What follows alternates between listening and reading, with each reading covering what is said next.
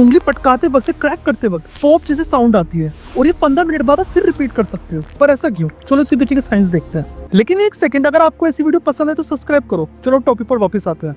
ये साउंड हड्डी से नहीं, जॉइंट के अंदर की लिक्विड से आती है, जिसे साइनोवियल फ्लूइड कहते हैं। जब तुम फिंगर को खींचते हो, जॉइंट के अंदर प्रेशर गिरता है और एक गैस बबल अचानक फॉर्म होती है, पॉप। और हाँ, ये बॉल्स रब होने की आवाज नहीं होती, सिर्फ बबल का बर्स्ट होता है। पर क्या आपको पता है, क्रैक वाली आवाज हर 15 मिनट में रिपीट होती है। पर ऐसा क्यों? क्योंकि बबल टूटने के बाद गैस वापस लिक्विड में डिसॉल्व होने में टाइम लेती है। साइंस के हिसाब से ये अर्थराइटिस नहीं है, बस ज्यादा करने से ग्रिप थोड़ी वीक हो सकती है।